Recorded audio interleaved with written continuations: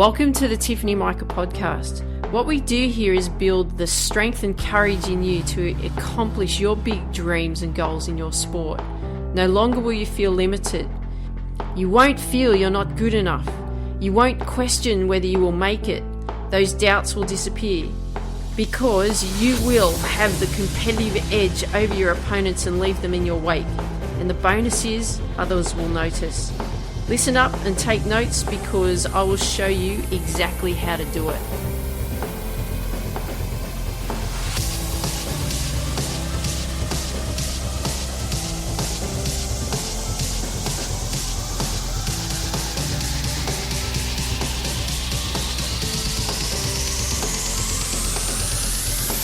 Hey there, Tiff here. A long time no speak. I hope you have had an absolutely awesome end of 2020. We've had a really challenging 2020, as you're well aware. But here we are. We're in a new year. It's taken me a little bit of time to get back to you and say hello, and just had a few things on and wanted to take a break from recording and so on. But I do hope you got a lot of benefit out of the previous episodes that I recorded for you.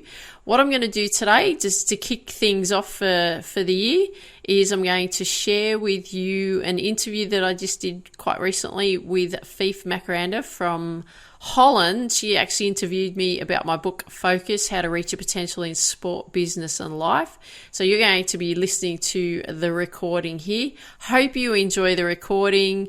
Talk about the book and the benefits that you can get from the book and why I wrote the book for you.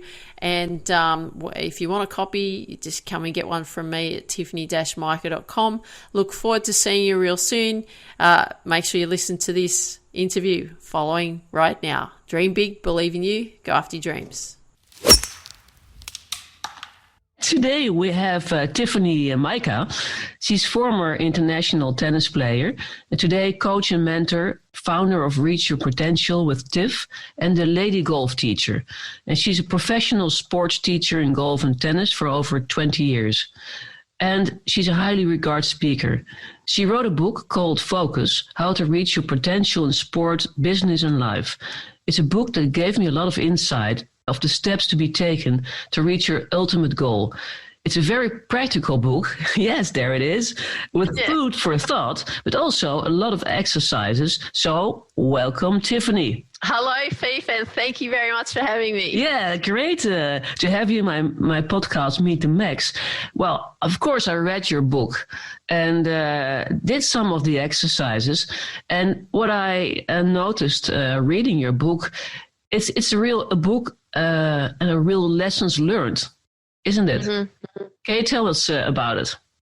Yeah, I wrote it because I was frustrated as a 19, 20-year-old, even though I'm not that any longer. Mm-hmm. But I was a frustrated young athlete, and I didn't have any resources to go to or anyone to speak to in order to help me go, pursue my tennis dream. So my big dream, playing tennis overseas and being a, world number one tennis player and all of that kind of thing. And I was incredibly frustrated at that time because I just didn't know where to turn, who to look to, what to read, what could help me really get my head right and really get me on the path to accomplishing my goal, because I just didn't know how to do it. I knew what I wanted, but I just didn't know how to get there. And so there was a lot of frustration out of that and all the experience and so on that I've had in, since then, since being 20, now being 50. So I can't believe that's 30 years ago. But all that experience that I've had, I was like, you know what, I can share this with that young athlete and say, look, you know what? These are the things that I've learned along the way, and these were the things that were missing. And you know what? If you use it as a guide to help you plan your path and how to get your head in the right gear for achievement and so on, it's going to help you on the path. Because I found that nothing comes with a handbook. We as humans don't come with a handbook. And I thought, I'm going to put something together for for the young person. And it doesn't matter whether it's, obviously I talk about sport in it a lot, but I'm a sports person, businesswoman, and a human being. And I thought, well, I'm going to share some stories out of each area to help that person to say, look, you know what, whatever you're pursuing, here's some guidance to help you. Here's a handbook to help you get on the way. Yeah. So because it's quite a personal book you've written, a lot about your own mistakes or challenges, and as I looked at it, So are there a lot of changes in how young athletes, because the emphasis is on athletes, how they are guided? Because when you were young, the emphasis were more on the physical side, and the exercises focused on the physical side. Yeah, I still see it. The emphasis is on the physical, the physical side, the technical side, the physical side. How to be stronger, fitter, faster, technically better, all of that kind of thing. Yes. You being a psychologist, I'm sure you see it. You work with a lot more athletes these days, but, the psychology side of things didn't exist. No, really. When I was this was the late 1980s, early 1990s. It was just sort of coming about, and it was a bit woo-woo, bit out there, not mainstream and so on at the time. And I was very apprehensive about it, because I thought, well, if I need help here, there must be something wrong with me. That was the stigma that I felt that was around that. But looking around at, because I'm still involved in the tennis industry and the golf industry, and looking around, like everybody just still does the same stuff. I go and watch tennis coaches teach tennis, and they're just doing the same stuff I was doing 25 years ago, 20 years ago, 15 years ago, whatever. Yeah.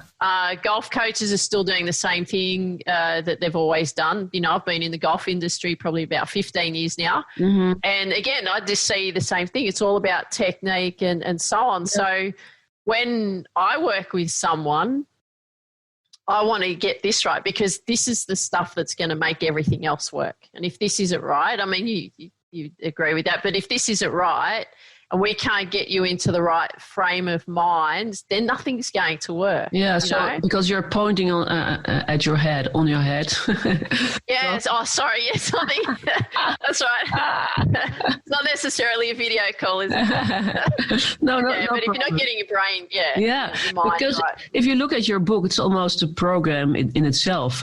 And when you follow your chapters, you know everything you really want to know before you go after your dreams, because that's your credo. What do you always say? Dream big, believe in you, and go after your dreams. Yeah. So you have a clear-cut awareness of your dreams, and that's what is very important, you say. Being persistent and believing yourself and controlling emotions. I know you had a lot in you to become a professional tennis player, but if you look back on that period, knowing what you know now, which of those things you were most aware of and most unaware of? I think the things that I was most aware of would be the training elements. I grew up in a country town, 20,000 people. The tennis coach, I had 2 tennis coaches in the whole time as a junior. My first tennis coach, I just loved him. I thought he was wonderful. And he said to my mum, look, I can't take Tiff to where she wants to go, even though his sons were great tennis players and they all did really well. The 3 of them all went overseas and played overseas and everything. But he said, I just can't help Tiff. And he did, he just did that on the side. That was a part-time thing. That wasn't his full-time job. And we had and the other coach that I then went to, again, his whole family, tennis players. And again, the tennis coaching side of things was a part-time thing for him as well. The attitude, to be honest, I don't really remember having technical lessons. No. I did have a lot of coaching over the years. I'd go and have a lesson each week and so on. I have no recollection of really working on any technical aspects of tennis. It was just they put a racket in my hand. I loved it. I was good at it, and that was it. I thought that was my home. I felt like I'd found my place at 7 years old of where I belong. Yeah. But over that time, I worked out, and I wasn't aware really of how important the technical aspect was either. It was the fact that, I had to play a lot of matches and I had to practice a lot. So I did a lot of practice. I did a lot of training, from the limited knowledge that I had. And Martina Navratilova was number one tennis player in the world, and she was my idol at the time. And so I did read her book on training and so on. So I used to take things out of her book and do that. And I won junior tournaments and did all that sort of stuff in the north coast of New South Wales in Australia and did well. But that was sort of the only things that I was aware of. Yeah. I didn't know that I could use my mind, and I didn't know at the time it was my mind that was actually the thing that was going to be the thing that was going to hold me back. I was not aware of that at all. I thought it was just physical. I didn't have much confidence either in myself. Again, I wasn't 100% aware of that. I knew that I would get down on myself and all of that kind of thing, but I wasn't aware that the confidence level was really low. I wasn't aware that the belief level was really low. I just knew that I wanted to be a tennis player. That's all I ever wanted to do. Hated being at school, hated learning, all of that kind of thing. Just loved sport. I played every sport, but tennis was the big thing. Things changed when you went to Europe, because I believe there was a shift from playing in Australia and playing in Europe. And that was quite a hard time, because then I believe then you really noticed the difficulties you had to encounter over there. Well, the difficulties that I did encounter over there were the same things that were going on, especially when I'd finished school and I went to an academy here in Brisbane. And it was the same academy actually that Pat Rafter went to at the same time. He's just a couple of years younger than me. And the things that were coming up in there was, I wasn't performing well in matches. I was struggling. I'd train so hard, Fief. I would train so hard. We'd do 6 hours of training and then I'd do 2 hours of training prior to our squad training, our 6 hours of training in that, and then I'd do another 2 hours. So I was training like up to 10 hours a day, working really, really hard, but I still wasn't performing, in matches. And that was coming up at that time in squads, and then when we'd go and play tournaments and so on. And then when I went over to Europe to play, that came up all the time. It was like it didn't matter how hard I worked, I was not getting through those first rounds. And again, I didn't know why though. No. That was a frustrating thing. It was like, oh, well, I must be hopeless and useless and I can't play tennis and, I'm so bad. But I didn't know that it was the mental side. I had no awareness it was the mental side that was actually the thing that was holding me back. But when was the awareness that it was the mental aspect that bothered you that much? When was it? When did I discover it? When did you discover it? Because you look back at your period in Europe at the moment. I was probably about 10 to 15 years later. Yeah. When I embarked on the personal development journey of discovering, I was in relationships I shouldn't have been in, with men, that terrible relationships. And I was really struggling emotionally, and I was like, there's just something's got to change here, because I was quite successful in, in tennis coaching, sports skills business, very successful in that, but my personal life was really bad. And the way in which I approached everything from an emotional level, I just knew there was problems there. Yep. And so I decided to start going and learning to work on, on me.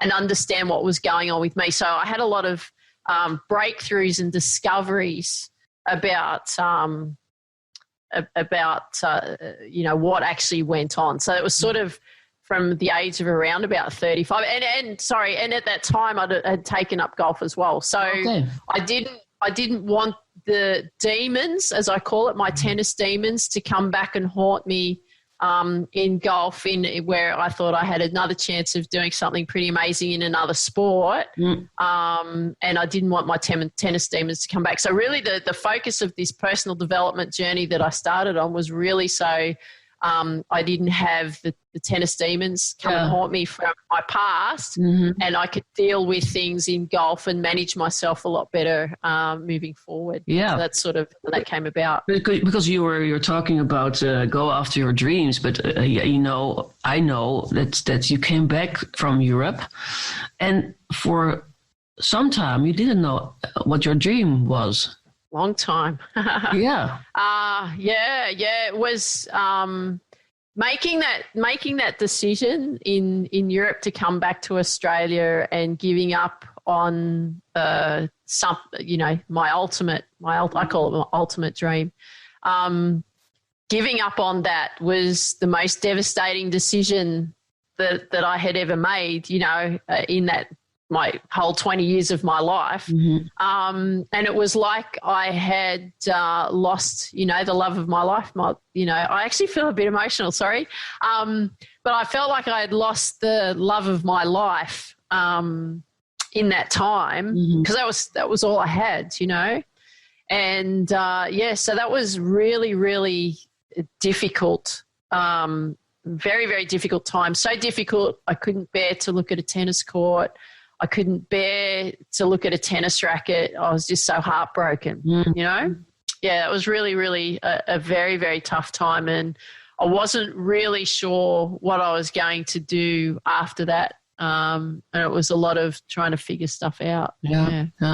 Because I know that tennis is still important part of your life, because you started tennis again not that long ago. Yes. Quite fanatically. Yes. So bought myself a ball machine and some new tennis rackets, and I go out there and grind it out on the court because I do love it. Yeah. It's a sport. Yeah. To come back to your book, because what I just said, it's a program in itself, and so one of the things you advise a reader to do is to use the 7 level of whys. Can you tell us how does this work?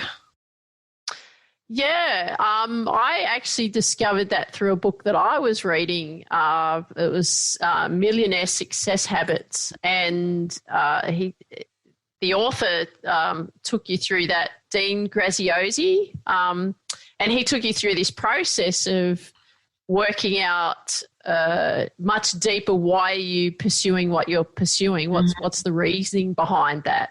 And what you do is you ask yourself a question. You start off with the first question and you say, okay, why am I wanting to be a professional tennis player, for example? And then you write out the answer why, you're wanting to be a professional tennis player. So it was like, for me at the time, I wanted to be famous, I wanted to be rich, I wanted to be traveling the world, having all these endorsements and, being able to look after my parents and, all of that kind of thing. And then as you ask the question again, why, it's like, well, why do you want to look after your parents, for example? Oh, well, because they've been really good to me and they've supported me right through, and I feel like that's the way in which I can help them. But why do you want to do that? And you keep asking those questions, why? And you get down to this really deep level into the core of understanding, okay, well, why is it that you really wanted to do, why is it that you really want to pursue what you want to pursue? And a lot of the time that, I've done it with various things over the years, with different things that I've done. And it's always coming back to, I never thought I was good enough, to prove that I'm good enough at something. And not worthy and that kind of thing. And that was that deep-seated belief that I had as a kid that, at the age of, 10 or 11 when I played a tournament, I made a decision that, I was never going to be good enough, because of how I performed in a particular tournament. But I kept that deep-seated in there from that time. And each time when I went back through those wise, asking those questions, that would come back up and I go, aha, I remember that moment. Well, I can think that a lot of athletes can relate with this, not thinking you're not good enough. And what would you advise them to do? That's a good question, Fief. I really feel like it's a work in progress. There's it's really developing your belief in yourself, because if you believe, you can look at it this way: the world's a mirror of what you see. Mm-hmm. And so if you believe that your world is tragic, there's always accidents that happen.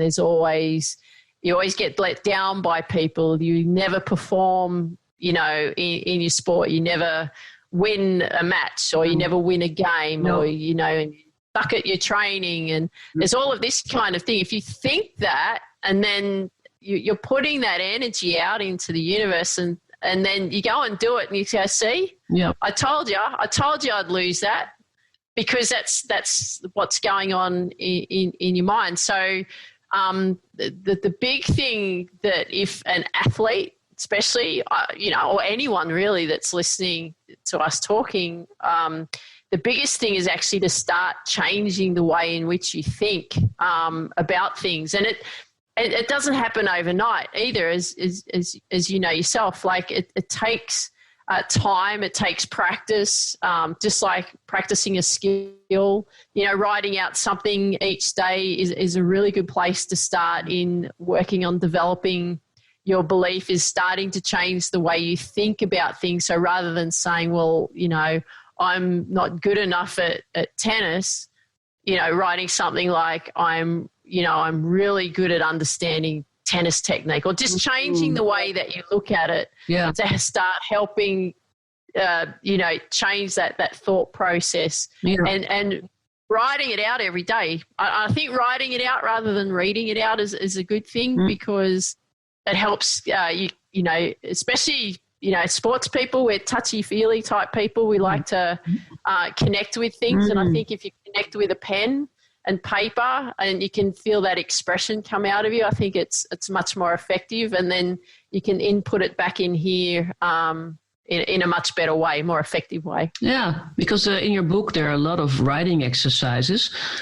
a lot of them, and also reflective questions you have to answer. Yes. And one of the questions is about taking control of your emotions. And yes. There's a certain system you advise us to do. So can you tell us how? So you're talking about that TFAR, the thoughts, feelings, actions, results? Yeah. Mm-hmm. So if we look at it from like what I was just talking about with belief before, so if we look at thoughts, so thought is like I'm not good enough. Mm-hmm.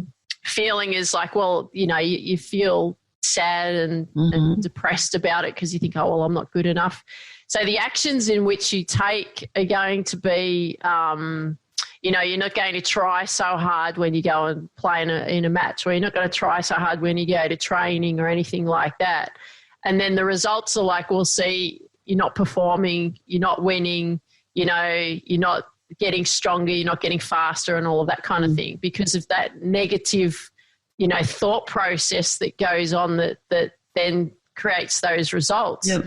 So if you then go through from a positive point of view and say, okay, well, my thought is that I'm really good at hitting my backhand cross court, for example. My thought is I'm really good at doing that. So then that kind of emotion that brings up for you, or that feeling that brings up for you, is confidence. So when you're confident, then the actions in which you take is like, okay, I'm just going to make sure I really drill this. I'm going to hit cross court.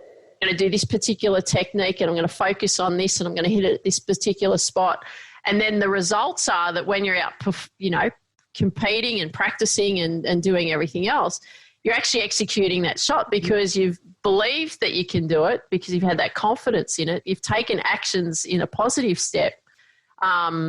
that's going to give you the results that you're after. So that I find that method is incredibly powerful, and it's that same thing as, like I was just saying before, as the world is a mirror of what you see. And I'm such a big fan of that phrase, because whatever you're thinking, that's the result that you're going to put out into the. That's true. So it's a kind of a chain, starting with your thoughts. Yes. Building it up until you have results. Your thoughts. Okay. Yeah. Yeah. Well, you know, for example, like you get out of bed in the morning, right? And I have this at times. It's like, I've got to start the day again today, and it's like, I don't really want to face the day today. So if you go in with that attitude, the results are not going to come out off quite well. But if you go, okay, all right, I know that today is going to be a challenging day because I'm not in the right headspace. No. Why don't I go to the gym first and do a workout, which is always my thing. No matter. Go to the gym, do a workout, because then what that feeling does is like you're feeling proud of yourself because you've actually taken, an action in a positive step.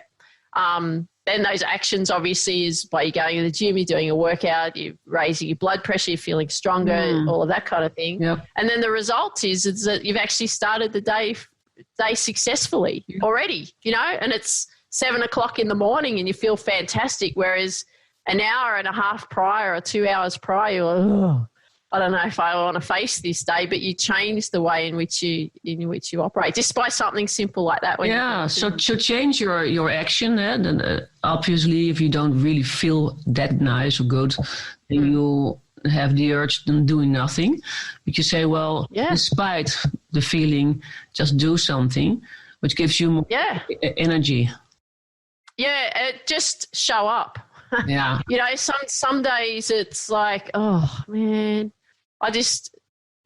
today's going to be a tough day, some days, because, I think and this is what frustrates me as well, is, like you have a lot of personal development leaders and a lot of, gurus out there going, you got to do this, you got to do this.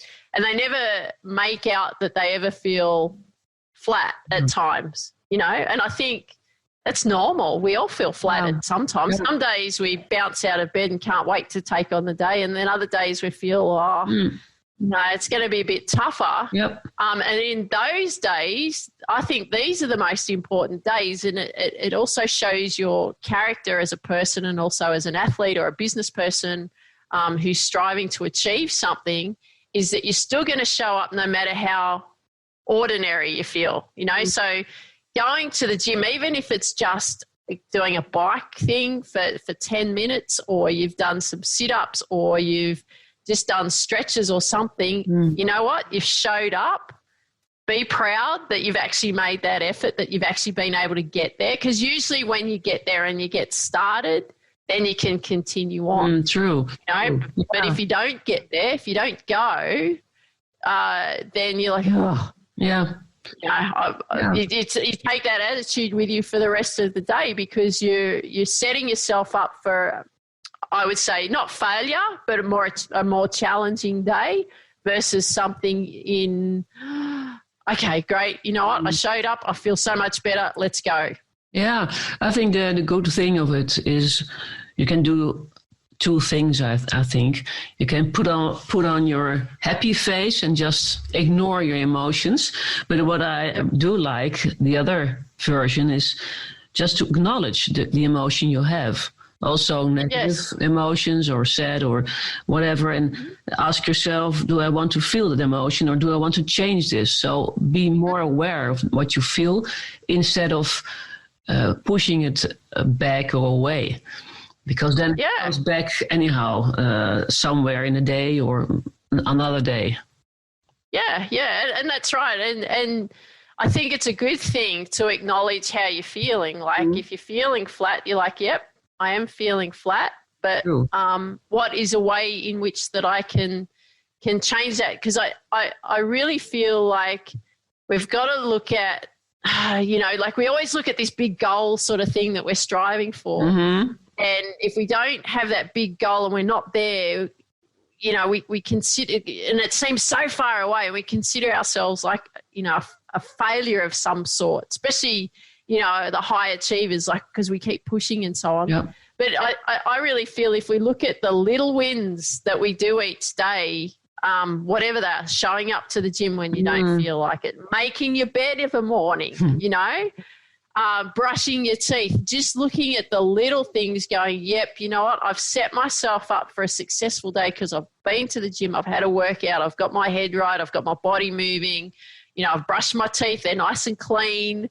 I've made my bed so it's nice and tidy, and now I'm setting myself up, and it's those little acknowledgements that we make is like, okay, that's not how we want to be, but we can do little things to change that. Yep. And it's step-by-step process. Everything is a step-by-step process, whereas we think we have to leap from nothing to there, but we forget about all that stuff in between that we need to do to get there. Yeah.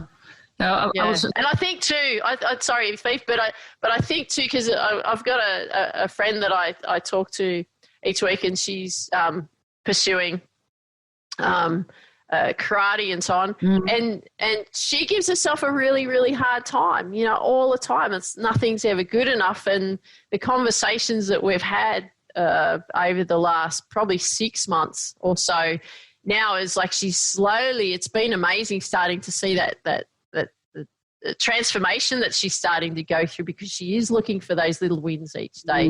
She is starting to be more proud of herself. She is not beating herself, every time when she gets up in the morning. She's like, yep, okay, I'm going to do this. And gee, I felt better because I did that. And yeah, and I think that's what we need to be doing on a daily basis, because, we should be enjoying our life as well. That's true. Not spending the time beating ourselves up. Yeah, enjoying also in doing the things we have to do if we want to accomplish something.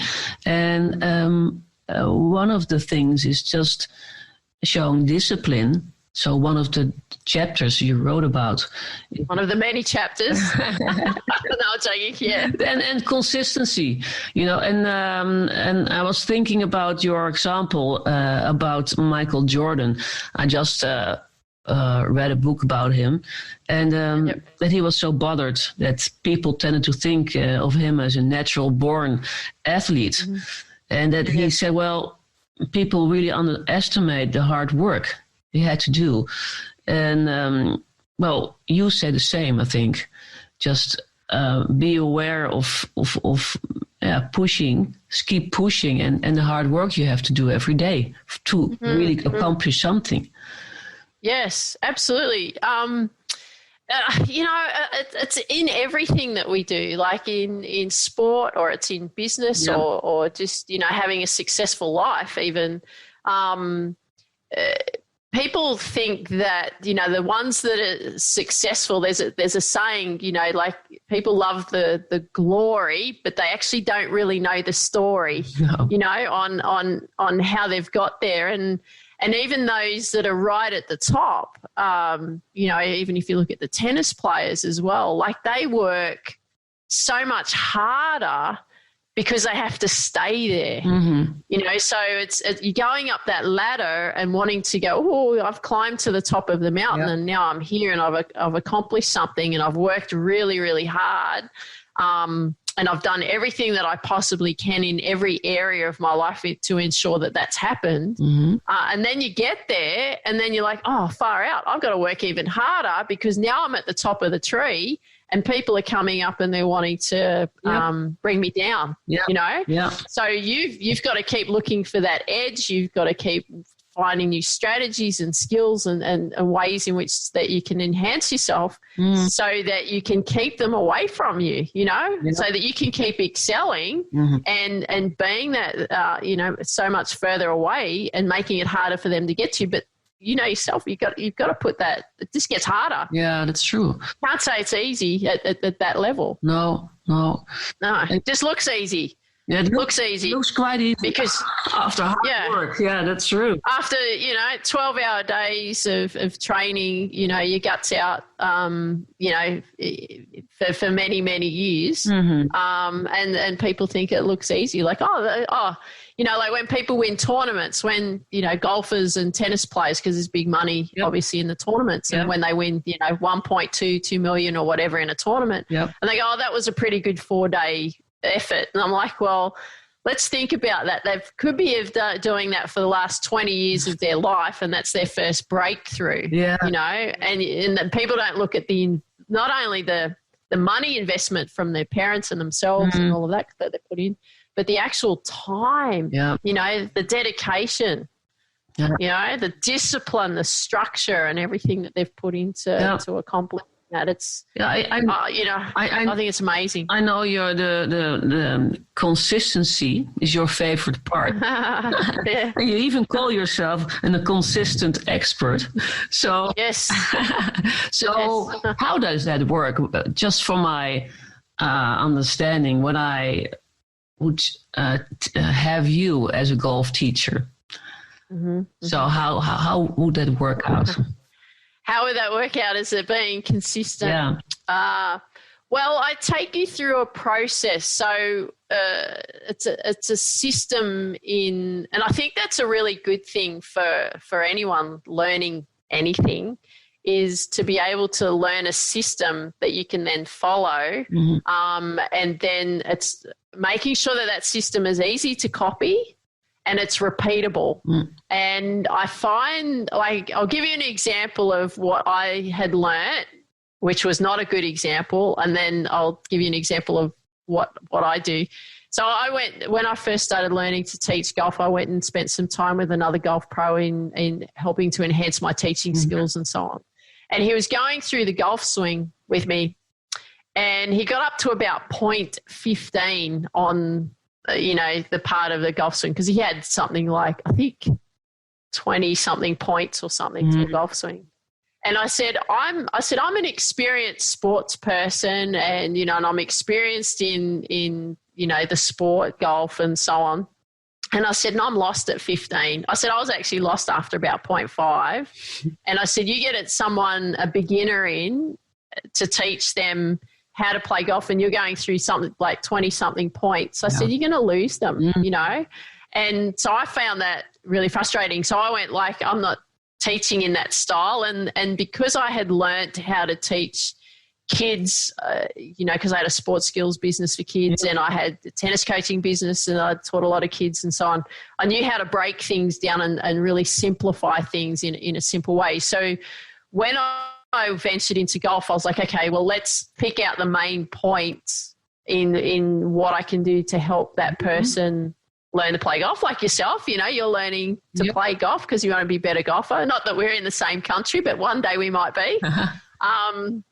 And so I just take you through a process. So I have a particular system on, how you hold the grip, what you do to make good contact with the ball, and it's always about contact first. And then we just slowly build the swing back into the top, making good contact, and eventually do the follow through so you look fancy. But I keep it to about 5 points that you really have to focus on right through the swing. I can actually break it down to 3. Once you've sort of got that system in place, it's the main focus will be about 3 points, and really simple, really easy to repeat. And I think that's the main thing in creating consistency in any skill, in anything that you do, is if you can break it down and really pick out the key elements in it. And obviously there's going to be some fine tuning and so on, but then how can you make it more simple so it's repeatable? Because what a lot of people do for golf, for example, because the biggest thing that they struggle with is consistency in everything. And if you can show them the specifics on what they need to actually do to create that so it's repeatable, because everything needs to be repeatable. If it's not repeatable, they won't be able to execute it.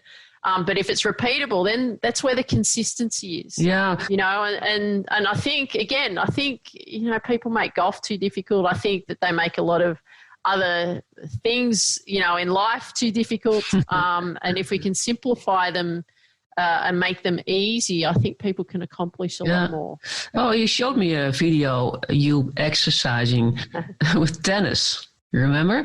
Oh, yes. It was fascinating to look at because you talking about consistency. I looked at it and you were doing the same swing 20 or 30 times each time. And every swing was the same. Every swing was the same. Yeah, so you were standing at the exact same spot. You did the same movements for 30 times. So it was really fascinating to see because there was really no difference between the first swing and the 30th. Yeah, so it looked like that. There was a little bit of fine tuning that was going on in there, but but I had it set up that way. And the thing is in order for you to really accomplish whatever it is that you're looking to accomplish, you've got to repeat it over and over and over again. So it does become automatic. So it is simple. Ash Barty, she's our number one tennis player. And when she won the French Open, I couldn't wait to listen to her interview because I think she's very wise for such a young player. She's got her head screwed on right. I think she's got a very good team behind her, very supportive. And the thing that I really liked, what she said was, I trusted my technique. And so how I interpreted, because she had so much trust in her technique, she could just do whatever she wanted to do on the court and everything just worked. Yep. But because she drilled so much, she worked so hard in refining the technique so that it did become automatic. So it did look like it was just repeatable, doing the same thing over and over again. That's where the difference is. The same with Serena Williams. She as a young kid, lots of balls, hit lots of balls, did the same thing over and over and over and over and over again. And that's what you've got to do so that it's so solid, like that foundation is so solid that you can just rely on it. Like you don't have to think about it. It's just going to be there for you. So we talked about a lot of things that those are things are important to really take care of, to stay focused and accomplish what you would like to accomplish. But it's also what's the way of planning? Because, without planning, you can't stay focused. So you give a certain tips in how to stay focused the best way. So what's your most important tip for us to plan in a good way? Because that's a challenge for a lot of people, I think. Yeah, it's a big challenge. And that was my frustration too as a 18, 19, 20-year-old pursuing tennis and like having this dream and not knowing how to go after it. And even when I took up golf, I was like, right, I'm going to hit the tour. I was 34. I'm going to hit the tour. This is what I want to do. And I went and worked with a guy to help me get my head right with regards to golf. And he said, all you need to do is set a goal and it'll just happen. And I'm like, how is that so? How does that happen? So great thing that I learnt was starting with the end in mind. It never used to make sense to me in the beginning when I heard it. I thought, why would you start with the end in mind? I don't understand what they really mean by that. And what that really means is like start with the goal, your ultimate goal, whatever it is that you're going for, and work backwards. Okay. So you're actually working backwards. So you work looking at that ultimate goal, and you might have a whole list of steps that you work backwards from. It could be 50 steps, who knows? But you go, okay, I want to be number one tennis player in the world. And then the next step going backwards, I want to be number 10. I want to be number 50. I want to be, I want to be 100. I want to, be able to play at the Australian Open, whatever those things are. And it brings you back to the current point where you're at is like, okay, well, here I am. I'm, playing state level, and this is where my starting point. But then when you've got all that information, all those steps going backwards, like each of those little steps, then you can break them up into phases. And I find that if you break them up into about 5, again, keeping it simple. So breaking it up into about 5 phases. So phase 5 is like is your ultimate goal, your ultimate dream. And then you've got phase 4, phase 3, phase 2, phase 1. And then you put those specific little points that you've put in working backwards, which phases do they fit into? Yep. And you put those into those phases, and then you look at phase 1, and then you just focus on phase 1. What are the things that I've got to accomplish in phase 1 that's going to help me get to a national, like a national level or something like that, competitor? And then you look at all the things that you need to do in order for that to happen, and you don't worry about phase 2, 3, 4, and 5 yet, because they're just sitting there waiting for you to get through to phase 1. When you get through phase 1, then you look at phase 2 and so on. Yeah, I can imagine that if you really cut them in phases, in 5 phases, things will be less overwhelming for you. Because otherwise it's such a big mountain you have to challenge, and now it's in small steps. I think it's easier. Yeah, it's more. Yeah, well, it is. You've got these little milestones in place, haven't you? Yeah. And then again, it's feeling like you're achieving something. Like you're looking again at those little wins that you have each time. Versus, I'm never going to make it, because I've lost a match today, or my training was really bad, or, I didn't show up for training today and I avoided it, or whatever. And then you have this thing, I'm never going to make it. But if you look at keep looking at the little wins that you do, builds confidence, you're accomplishing little milestones, and it's the little wins that creates the big win. Yeah, sure. Sure. Yeah. What if people would like to buy your book or get your book somewhere? Where can they buy them? Well, you can actually buy it directly from me. So if you go to tiffany-mika.com, it's on the home page of my website. So you can buy it directly from me. And if you'd like me to sign it for you and put a message in, sure, I'd love to do that too. Yeah, absolutely. Nice. Do you have a last advice to all the athletes and professionals and me as an amateur? Because I know a lot of us we're struggling to keep motivated because, we don't really have matches going on, and we have to stay in the flow of exercising, not knowing exactly when to really when we are able to do the match we like to do. So what would you advise us? Yeah, that's a cool one, Fief. Because it's tough right now, isn't it? Everything's so uncertain. In the world, we don't know. I don't even know if the Olympics is still a bit unsure whether that's going to happen too, isn't it? So I really feel like a way in which that you can stay motivated is be creative. So set some challenges up for yourself. Set up some little mini tournaments for yourself if you can, or with a few friends or something like that. Be creative in your training. Change it up. Yep. Don't just drill and do the same thing day in, day out because you get bored. You start to lose interest, you start to lose focus in that way, and finding some other things that you can do, create some drills that you can do that can put some pressure on you as well, so that you're teaching yourself how to perform under pressure, even though that you don't know when those pressure moments are going to come because you're not competing at the moment. Create some, pressure practice situations. Be creative in the training, change it up, mix it up, do some different things. Set some skills tests in place for yourself and measure them, to have like day one, you're going to test specific skills and agility and fitness and strength and whatever else that you want to do, and then go back and measure it in a month's time and see if there's been any changes that have happened, Same with... create challenges for yourself. Exactly. Like you with marathon running, like ways in which you could, speed up so that you run quicker. Yep.